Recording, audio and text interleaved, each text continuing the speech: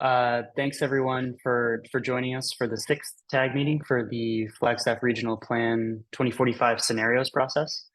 We've got a lot of progress updates to share with you. And before we do that, Sarah is going to, well, just quickly on the agenda, we're going to just do the standard welcome that we do for every tag meeting. And then we'll do about 30 minutes of presentation talking about just kind of a recap of what we talked about last time, plus some draft results from the scenarios that we've created. And then we will have some discussion time throughout that, as well as at the end to talk about performance metrics. And then we'll finish up with some next steps, which include rescheduling the next tag meeting. So be prepared to look at your calendars for that. All right, Sarah, do you want to kick us off with the land acknowledgement? Yes, thank you everyone for gathering virtually today. The city of Flagstaff humbly acknowledges the ancestral homelands of this area's indigenous nations and original stewards. These lands, still inhabited by native descendants, border mountains sacred to indigenous peoples. We honor them, their legacies, their traditions, and their continued contributions. We celebrate their past, present, and future generations who will forever know this place as home.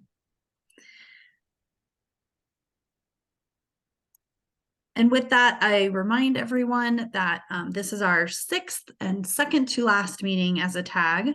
And so we've been over this purpose a number of times, but as we said, no quorum is needed today. But we are continuing this for transparency and dialogue. We do post the recording to the City of Flagstaff website and have the opportunity for the public to provide written feedback after the fact.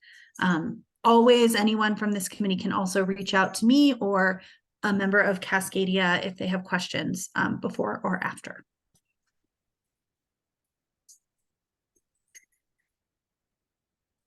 As stated earlier, I think I already kind of went over this. We post the meeting agendas and the meeting information after the meeting, and we hopefully will all remember today that we're trying to get through this in an hour, so airtime is an important thing to monitor. But let's make sure we get all the discussion on the table. We can always do things in writing afterwards as well.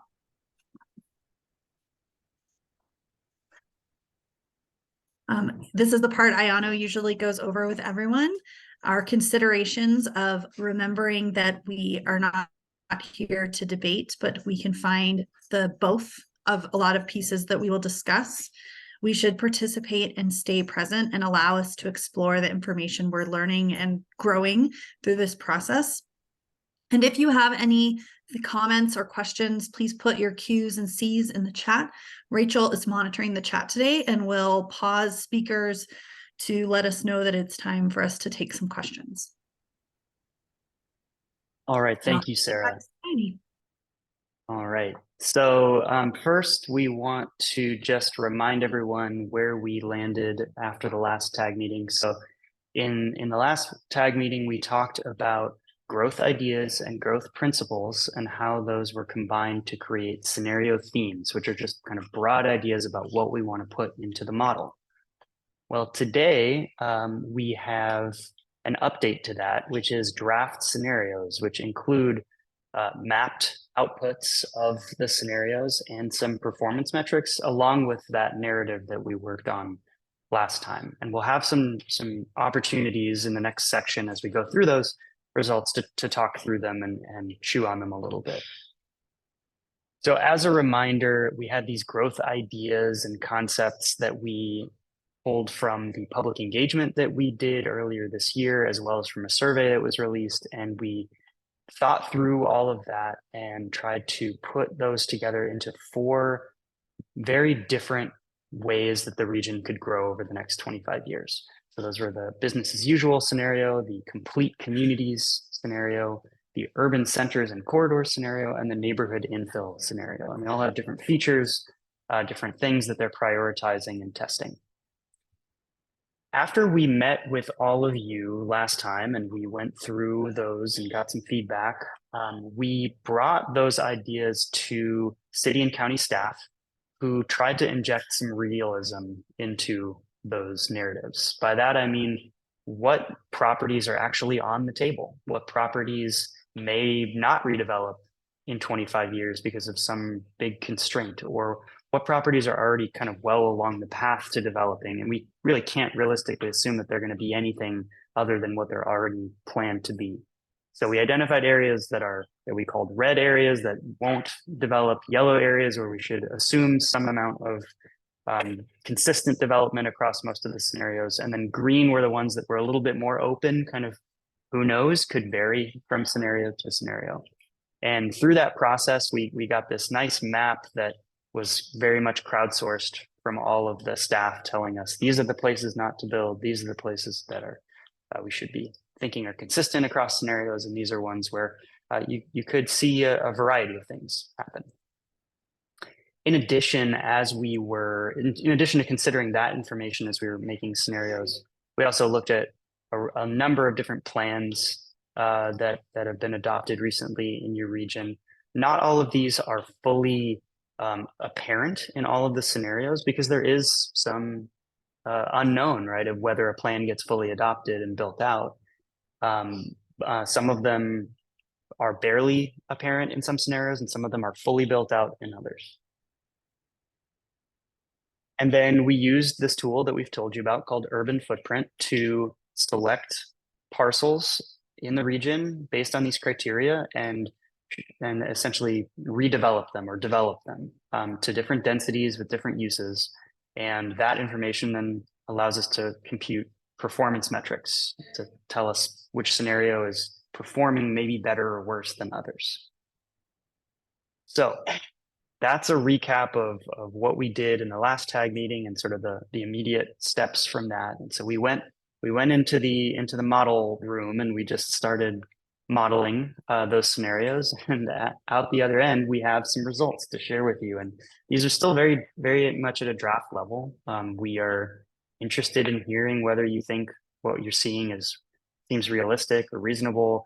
But more importantly, we're going to get in real soon into this place where we want to figure out how we're messaging these things to the public. And so we could use your feedback on that as well.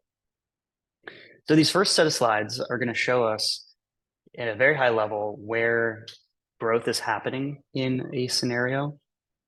On this map on the right, using these generic hexagon shapes, and also using this chart, which shows us relative to geographies that we know about in the region, like activity centers, where growth is happening. And we're looking here in terms of both jobs and new population in the region. So the darker blues represent greater densities within the hexagons. So this is the business as usual scenario. This is the one where we don't change anything about our existing policies and we just keep doing what we've been doing.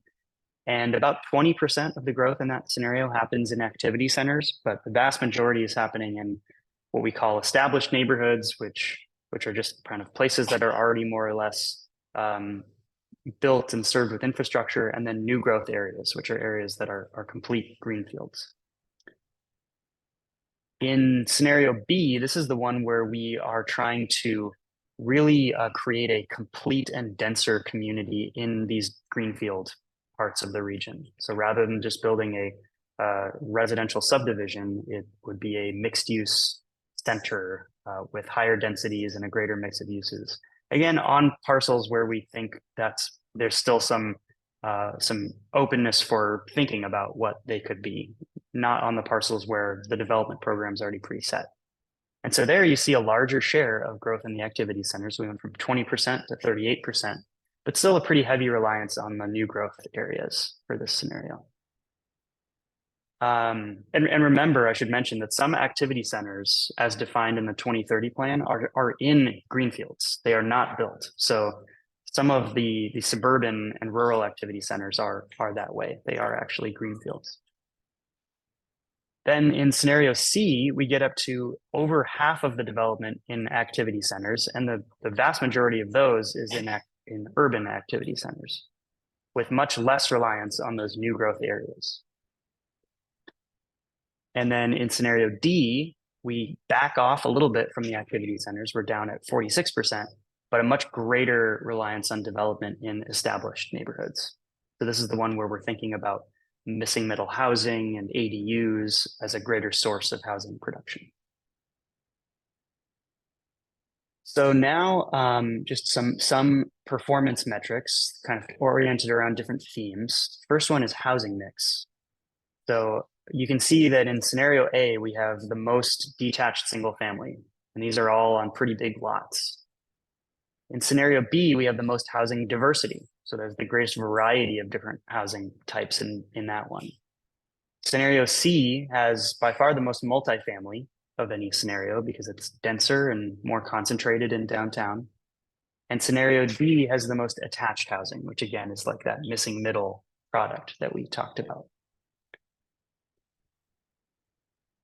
With all of that growth, we also wanted to think about where was it occurring and what would its impact be to existing residents in the region. And as part of some other work that's happening within the city of Flagstaff on the land suitability study, there is this initial data on vulnerability to displacement that's been calculated. And so this map here is showing us in shades of yellow to red areas where there are a greater percent of residents that have attributes that are that make them likely to be vulnerable to displacement. I know that's kind of a mouthful, but basically it's four things: higher than average low educational attainment, higher than average populations of color, higher than average low income, and higher than average renters. And so the more of those factors that exist in one area, research tells us that these areas are more susceptible to gentrification were market pressures to increase. And so here what we're seeing is that in scenarios C and D, we are pushing more development into areas with populations that have these vulnerabilities, which could, if left unchecked, lead to more gentrification. So that's a real trade-off with scenarios C and D. Some people might like that they create more compact housing options, but they also do that in places where existing residents, if rents rise or sales prices rise, could be more vulnerable to being displaced. So that's one thing that we thought was important to share about these scenarios.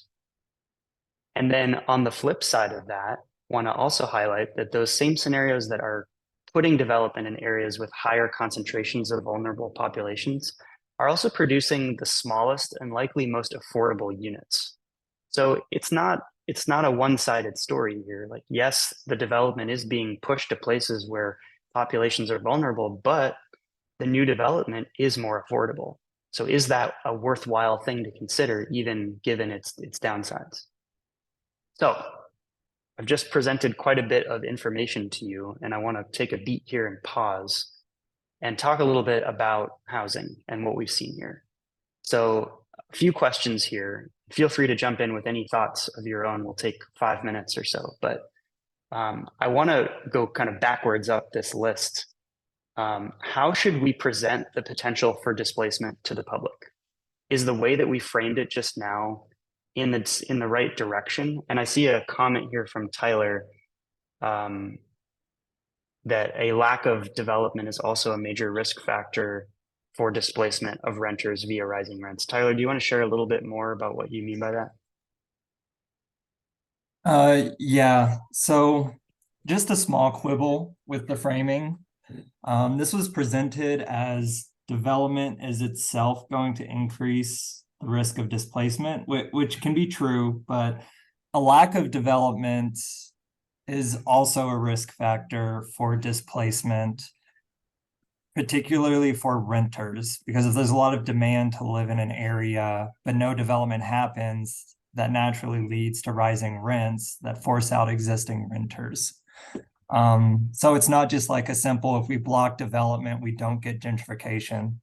Blocking development also leads to gentrification. I just think it's important that the framing includes that point. Yeah, so the fact that scenarios C and D may be producing more rental housing or housing that is more likely to be for rent increases the pool of renter units, thereby decreasing pressure on renter households who, if nothing were to change, may be displaced by people purchasing homes in their neighborhood because there's no other place to purchase homes. Is that kind of along the lines of what you're getting at? Yeah, the line is that it's actually quite difficult. Like new development can obviously displace residents, but also a lack of new development can displace residents. It's a bit of a rock and a hard place. So in the framing that you originally stated, it sounded like if there's no development, there's no risk of gentrification. And I just want to point out that no development itself can lead to gentrification. It's not so simple a story. Right. So maybe the way we frame it is we have to provide a caveat that is not necessarily a direct relationship, development in those areas and gentrification of those areas. Any other thoughts on that topic? And I do see a question from Stephanie asking whether these slides can be sent out now so that we can go through them independently and look at them. Sarah, do you have any issues with that? I think we could probably paste them into the chat here.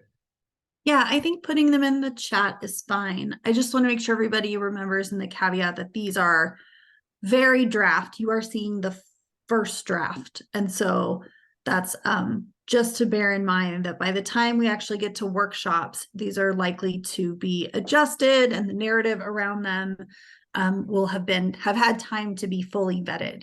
But we're at least getting these initial impressions of what do you see that we're seeing? What do you see a little differently? And yes, these are being recorded and posted on the website. So the public is getting to see our draft too, and that's okay. Yeah, they it's can just know hard for me to like which one was scenario B, which one was scenario C, Yeah. So that would be great. That I appreciate that. Thank you.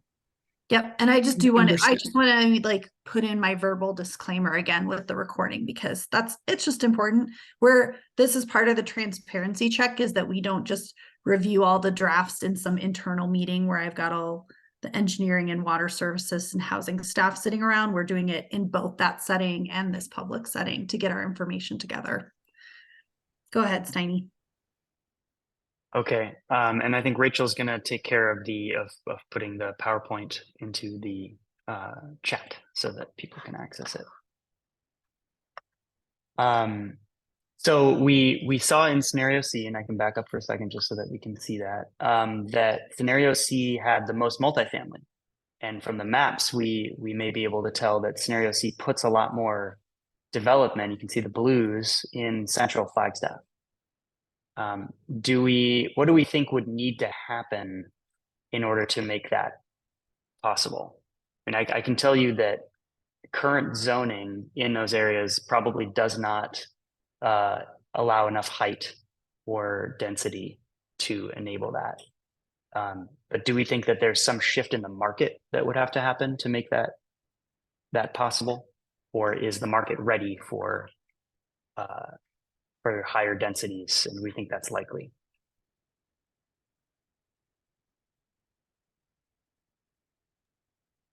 On the first question, Alex, would you please strike Walnut Canyon? There should never be development in Walnut Canyon because it's outside of the urban growth boundary. I think it's conservation area, national monument. That's a different place.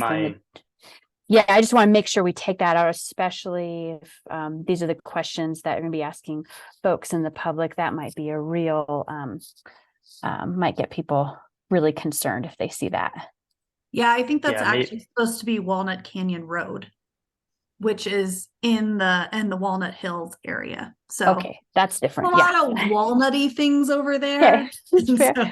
I just don't want people to freak out if they see something. We may know what you mean, but that's a good one to strike or change. The current plan does have 2 state land sections that are in the Walnut Canyon Country Club area, but are not the ones that are.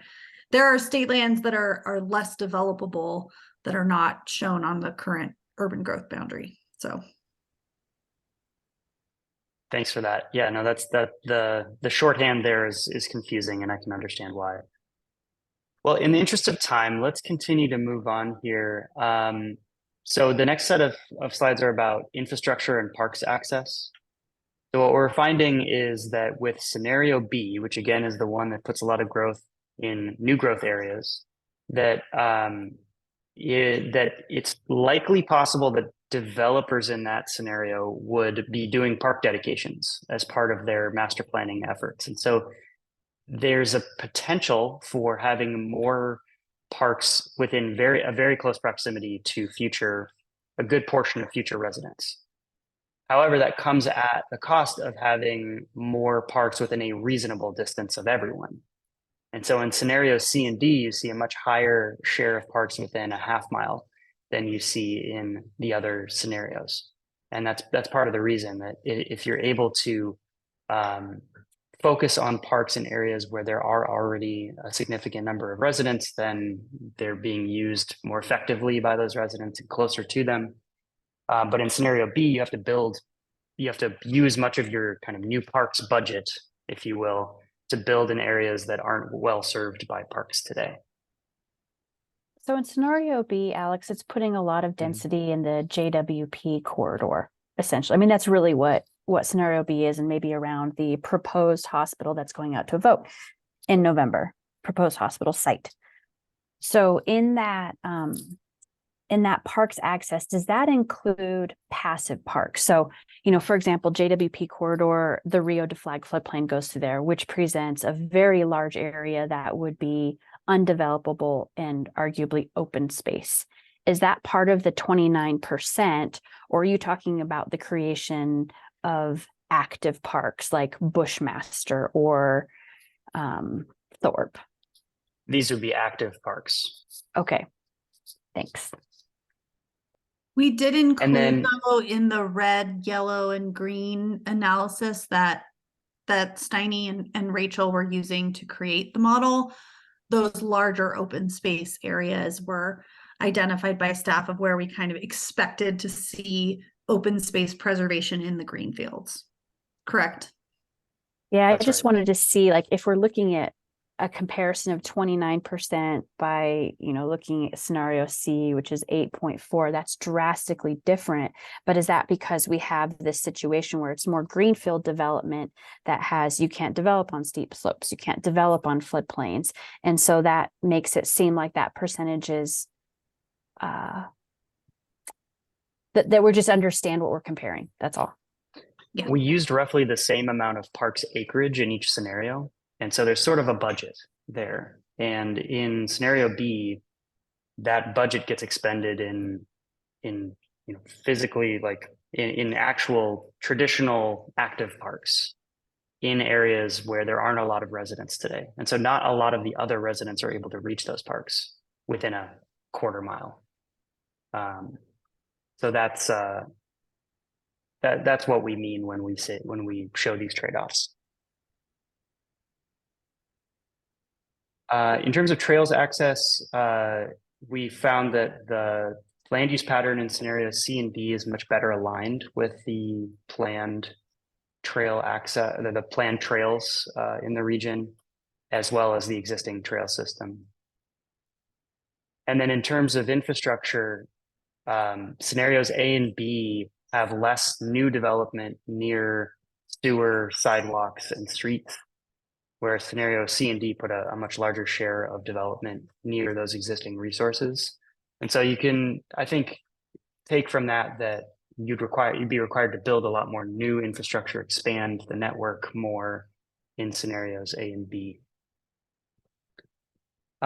So we talked a little bit about parks in C and D, the fact that we are focusing our parks budget in building centrally located parks that can serve more people because those people are more centrally located too, versus scenario B, where we're building new parks and yes, putting those close to lots of new residents, but not serving existing residents particularly well.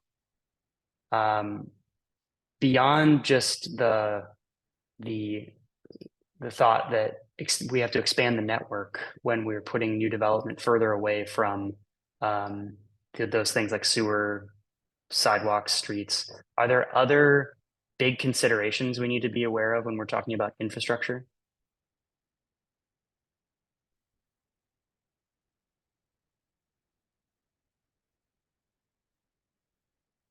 A couple that we know about are potentially the need for a forced main sewer system to come into the city if that area near Walnut Canyon Road were to build out, and some employment areas to the north of that. So that's something that I think we need to communicate to the public if any scenario includes development in that area. And then also, I think C and D may have a consideration with associated with them that some existing urban areas, like the Sunnyside neighborhood, are pretty deficient in some stormwater infrastructure, and that would need to be upgraded in order to serve that additional density in those scenarios. So when you're asking about infrastructure, it's specific to water, sewer, storm drain. Is transportation separate? We are going to talk about transportation, yeah. Okay, so infrastructure is utility infrastructure. Yeah. Okay. This is David Haywood. I know just from some of my prior discussions that the having a non-gravity fed sewer system, I think is a little bit more of a fear among staff in that department, as opposed to something that either the public cares about or is an unsurmountable obstacle. It's a type of sewer system that's used all over the country. So putting one in isn't really that big of a deal. It's just it would be an entirely new thing for for staff at the city level, and I think therefore there's a little bit of a trepidation around it, I suppose. Do we think that the public is concerned about the cost to serve development? Is this something that's part of the public discourse at all? Yeah, I think it is. I mean, I think that the idea that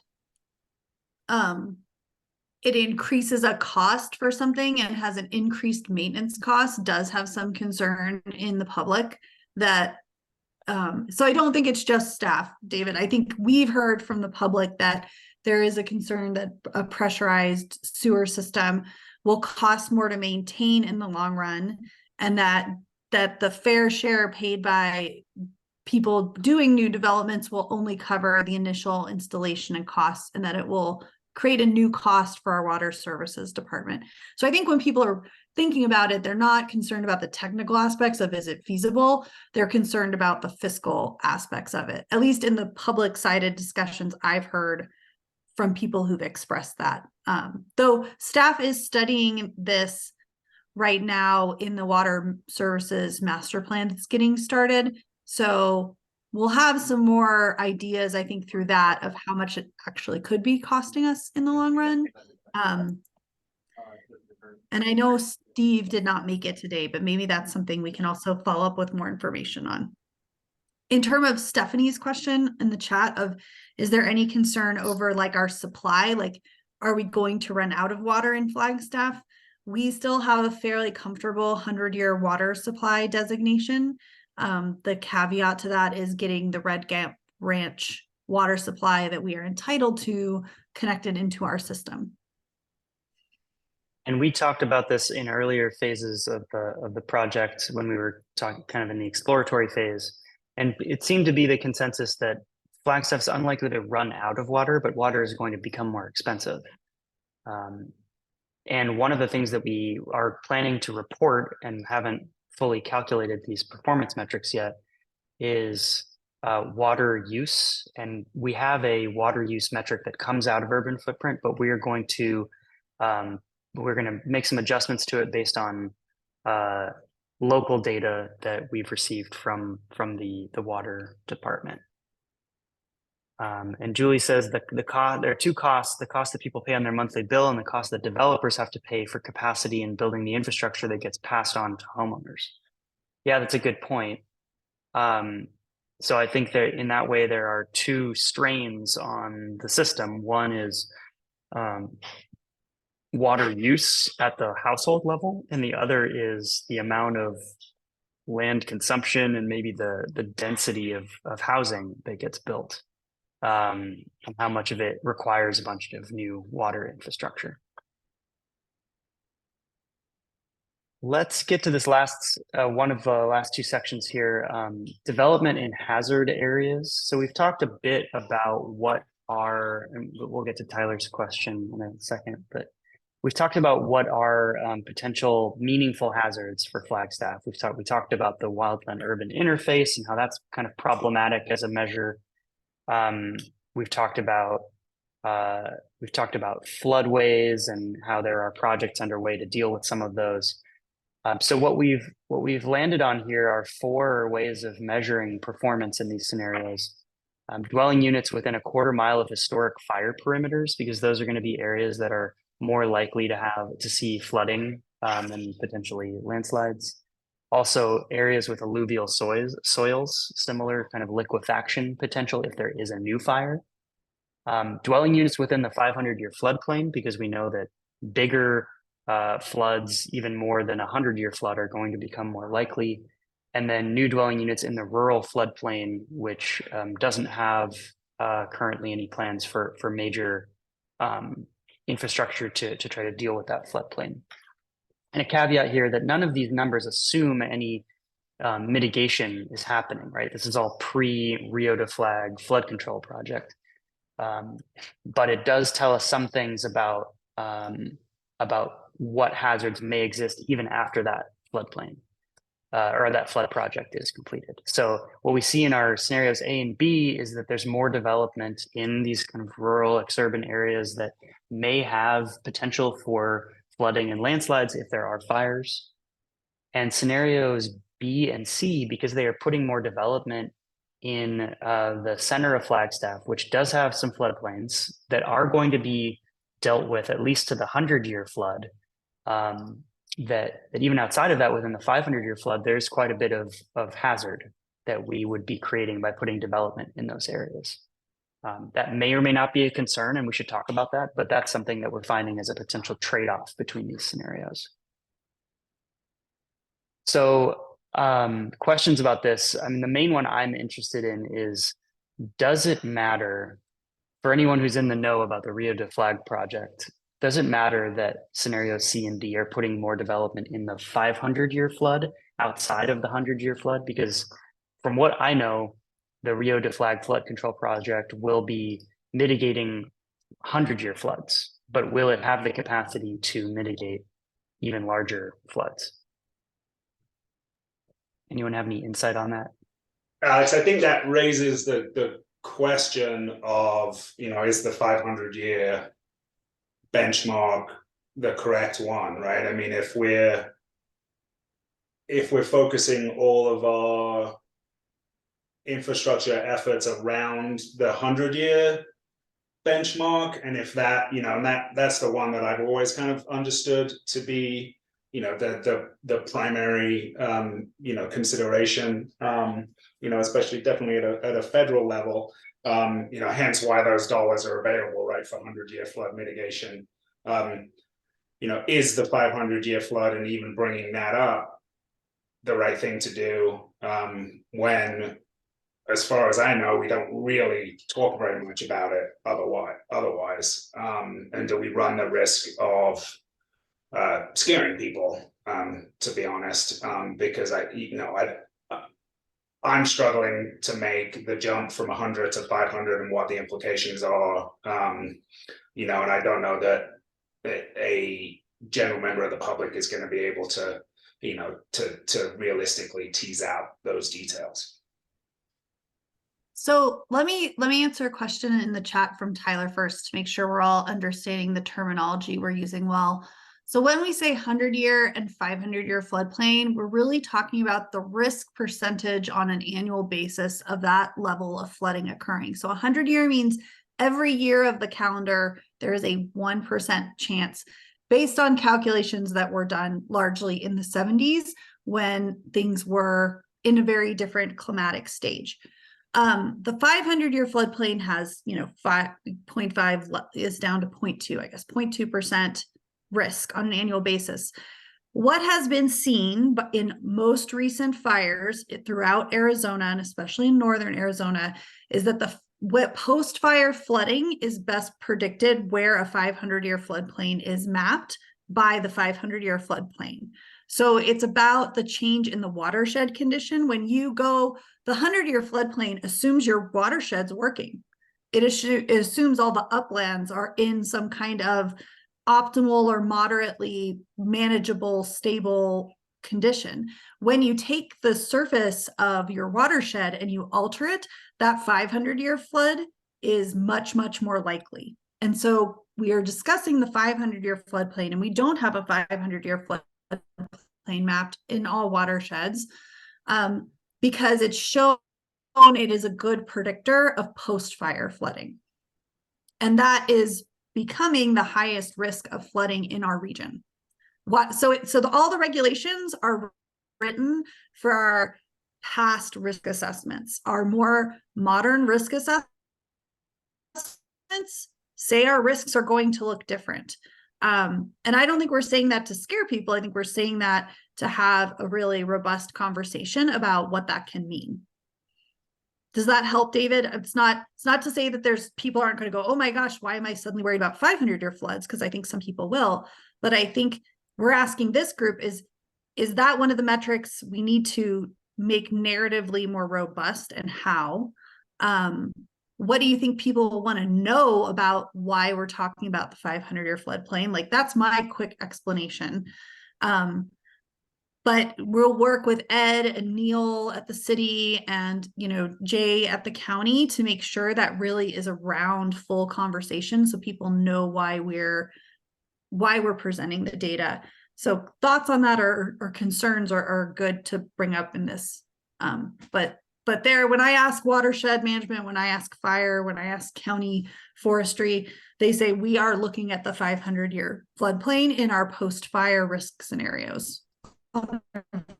Very, very regular basis because of the. All right, Sarah, I think you're cutting in and out just in the last 30 seconds or so.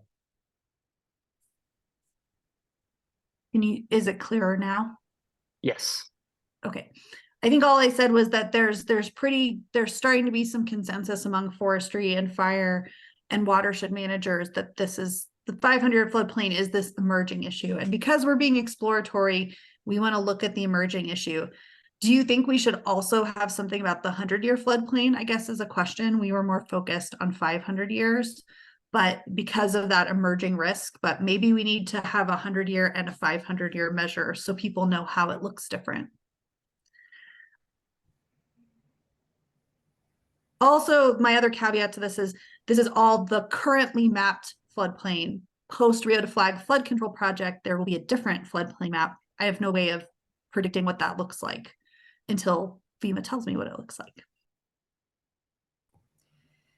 Hey, Sarah, this is Genevieve. I think it would be helpful to show what it looks like in terms of what development would go into the 500-year floodplain. It does matter. Just, we've seen all the fires and the impact that's had, and obviously not all of the floodplains are mapped, especially post-fire stuff. But I do think that would be helpful information. And I also think, showing the 100-year too. I mean, obviously those, people kind of are a little bit more familiar with the 100 years. So I think they probably want to see that. But I think the 500-year, because of the fire risk and just what we've seen in terms of post-fire flooding, I do think that would be really helpful information to have. So I'd be supportive of including that.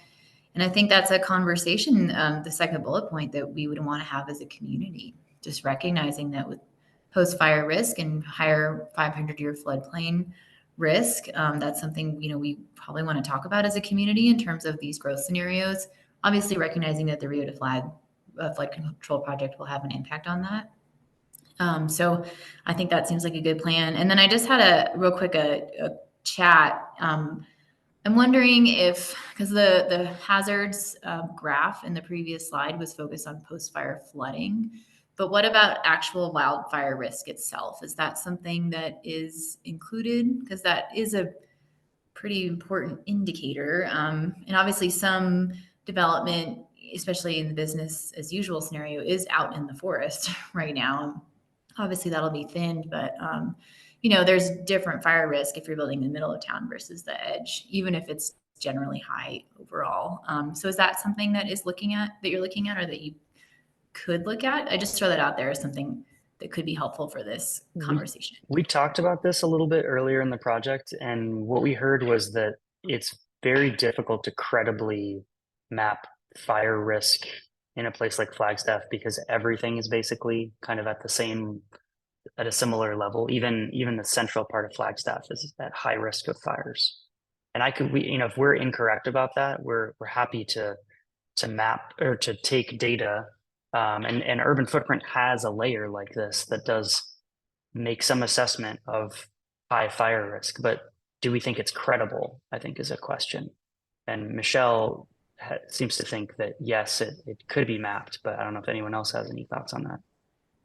I mean, we do not have a credible map we can use today.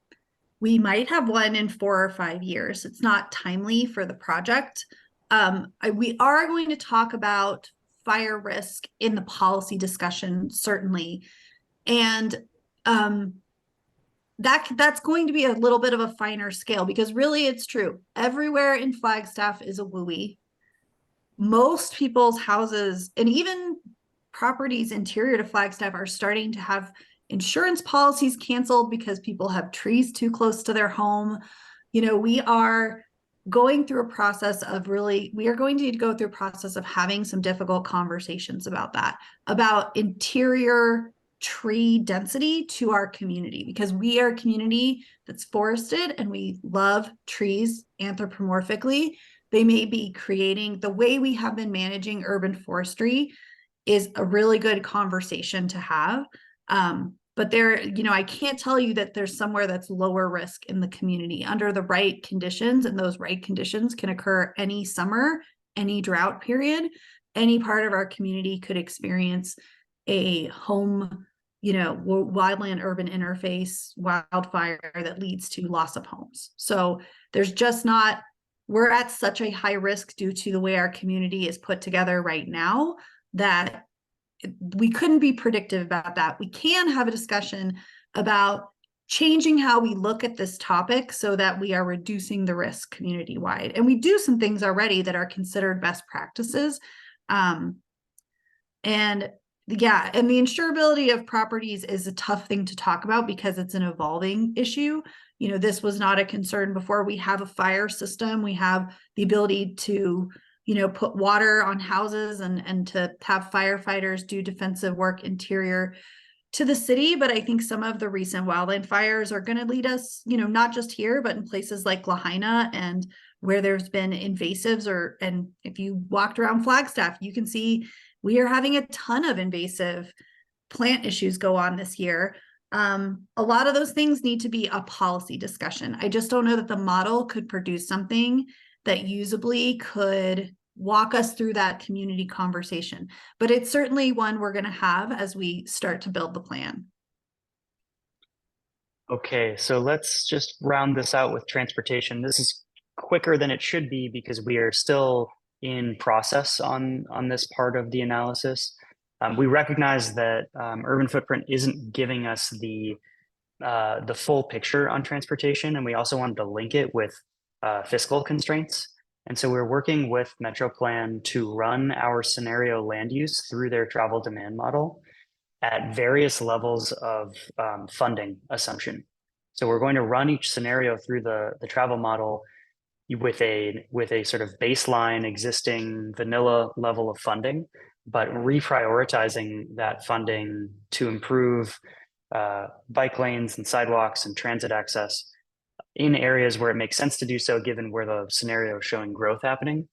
And then we're going to do that with every scenario at a higher but potentially achievable level of funding, as yet to be determined, that also uses that higher level of funding in a more efficient way to support scenario development or scenario land use. So I think this is going to be really interesting. I think that what it's going to show us is that, not surprisingly, developing closer to existing infrastructure, like we showed in scenarios C and D, is going to result in lower vehicle miles traveled and being able to do more on the multimodal side with less funding because you're concentrating development in a smaller footprint. And then with the higher funding, it could touch off an interesting conversation whether the region wants to go back in a few years and try for another transit bond measure or multimodal bond measure. So I think that could be an interesting piece of the conversation. But TBD, we'll come back to you at tag 7 with more information on that. So finishing up here, we are going to be producing a scenarios report card, and that's going to be part of what we bring to the public in November and December. That's going to lay out a number of these things, present it in a much more user-friendly graphical format, and probably dial back a little bit on the detail, just so that people aren't overwhelmed. We've done this on lots of different projects. This is just some visuals that show what this tends to look like. There's some maps, some performance metrics, and we kind of like to put things side by side. These are the metrics that we are currently proposing to include in that report card, organized around a few topics. So housing, some measure of displacement pressure, some measure of cost, unit size, housing mix. For parks and recreation, those two metrics that we showed, parks access and trails access.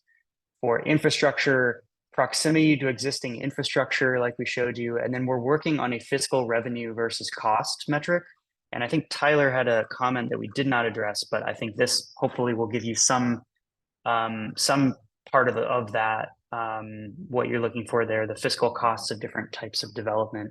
We're going to have some flavor of that in this. Transportation, we talked about VMT per capita, also working on dwelling units and jobs near transit. And then for climate, we talked about development in hazard areas. We're also going to be doing some measure of emissions.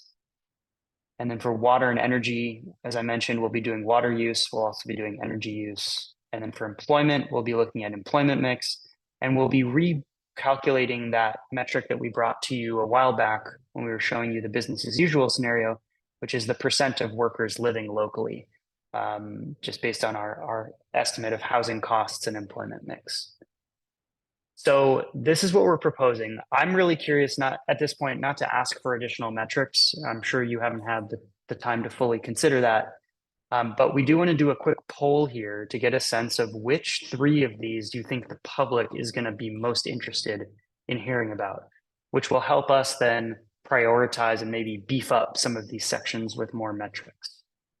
So Rachel is going to kick off this poll, and what you're going to see is these high-level topics. So housing, parks, infrastructure, transportation, climate, water and energy, and employment. So put yourself in the shoes of a member of the public who looks at these report cards. What are the 3 things you think, based on your knowledge of the people in this region, what are they going to be most interested in digging into?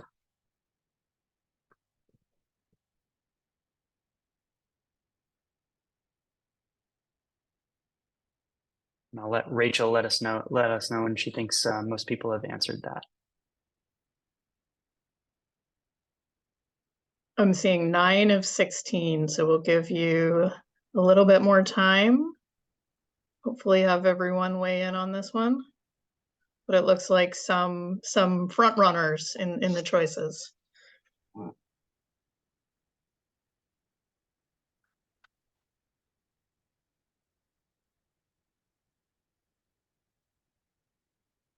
Okay, about 30 more seconds for those final folks to vote. I think actually that's all of us that aren't staff in some way. So I will end and then share the results in 1 second. So here we go.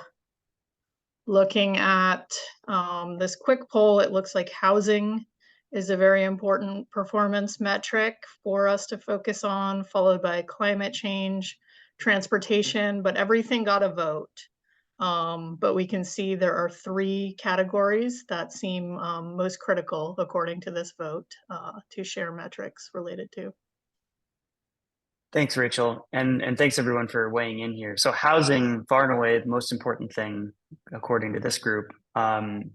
Curious if, based on the metrics that we're still showing up here on the screen, if there's anything else that anyone can think of that we should be digging into on housing. Is there any aspect of housing that we're not covering?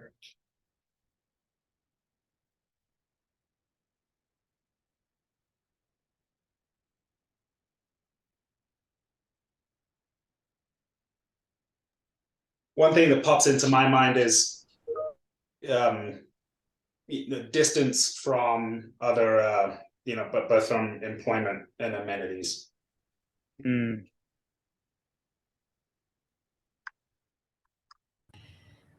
Yeah, I want to echo what Paul put in the chat. I was wondering if rental versus ownership opportunities. Obviously, that's tough because the same home could be owner occupied versus renter occupied, but I do think that is important if that can be incorporated somehow. Yeah, it is tough. It's hard for us to predict or to make any sort of credible prediction on how much rental or ownership housing would be produced. But we can say things about like multifamily versus single family or attached housing, which certainly tend to be rented more often. On the topic of second homes, we're actually assuming a constant share of second homes into the future.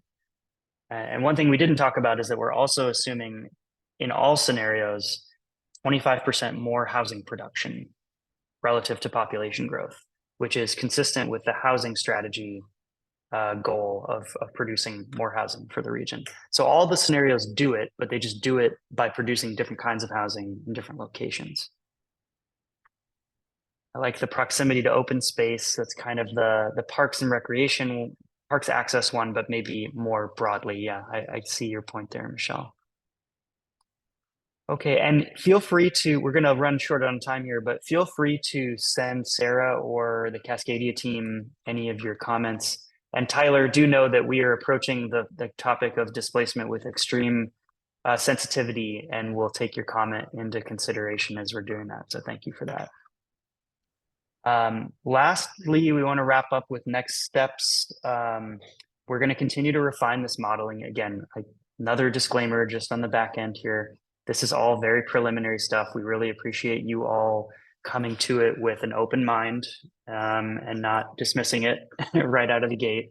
We are going to take some of these comments and use them as well as conversations with city staff and other regional folks who are in the know about certain things like stormwater and transportation, and use that to refine our assumptions.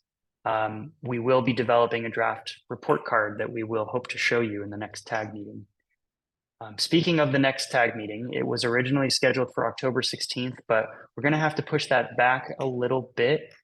And we have identified 3 dates the week of October 23rd that we're hoping that you all would be open to us having rescheduled to. We are going to do another poll real quick with those 3 dates, if Rachel could kick that off. So if you want to just choose any dates that work for you. So you can choose all 3, you can choose just one. And these are ranges. We're certainly not going to do a 3-hour meeting for the next TAG meeting. Not quite sure if it's going to be an hour or an hour and a half. But wanted to see if these time slots are generally available for most folks. I'll schedule it for 2. And likewise, then if we only need an hour and a half or an hour, I can scale it back. I just want to make sure we definitely have enough time. It'll be your last meeting virtually, and this will be the really important one where we're looking at report cards. So fill out the poll.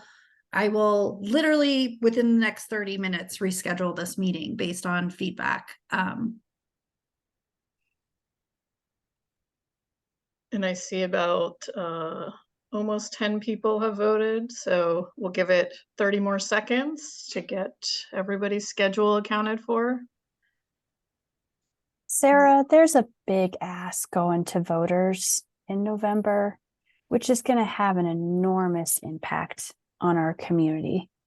And I'm wondering if there's benefit to waiting to see what that outcome is, delaying that meeting a week or two. I don't know. I'm interested to hear your thoughts. Like if the NIH goes to voters and voters say, yes, we support NIH, that has a huge impact on this land use. And if voters say no, we know what the community, what their expectations are for that huge area over there. It's a really good touch point. What are you thinking on that?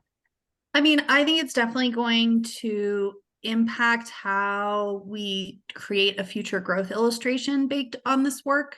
But remember that the only thing on the ballot is the zoning request for the hospital. It is not the plan amendment that was done to make that a regional activity center. It is not the specific plan even is not on the ballot. There are still some things that might be moving forward in the future, maybe not with this request, but with some future one. And we did vary by scenario whether or not that was included. Like complete communities includes more of that. And correct me if I'm wrong, Steiny, but some of the other ones include like lower density development around that area. So I think it is going to tell us how people might choose scenarios and what scenarios they might lean towards and away, but it's not necessarily going to change our analysis. We don't make mention of the, all right, we split on those dates. We don't make mention of the campus specifically, but there is development in the Fort Tuthill area in all scenarios, and there is some redevelopment happening on the existing campus in all scenarios. It's the extent of it is different. It's a 25-year look, right? And so we can, I think, in any case, whatever happens in November, we can assume that something could still happen, even if the answer is no rezone currently. 10 years from now, could be revisited, something else could happen. And so our preference is to stay sort of agnostic to whether or not that's NIH moving its campus to the Fort Tuthill area, that site, or whether it's just that's a site that is located close to the highway. It's got good access. It's a good site for something. And that may or may not be the NIH campus, but that's not something that we're dealing with in this process. That'd be my recommendation. Yeah, I would agree. But I mean, the way we actually finalize the report cards, we won't be doing until after we know the outcome of the vote on November 6th. So it's the following weeks that we're actually going to be finalizing our public meeting materials, which I think will mean we will know some things about how to frame stuff that we won't know earlier. But there's still much in the air about it, even if the answer is no and the hospital does not move forward on that site. They can reapply for a different application. Someone else can apply 10 years later. And so that's an ongoing. So I think we, will be sensitive to that and messaging, but we won't be changing the analysis or the report cards, at least their data side, based on what we see at the election. Okay. All righty. Well, thank you everyone for the good discussion today and for participating in those polls. Sarah will be sending out a revised calendar date. It looks like the middle date, I think that was Wednesday, was the winner, just by a hair. But I'll let Sarah make the final decision on that. Can folks quickly put in the chat who could not do the 24th at 2? And sorry if you're hearing my excited dog in the back.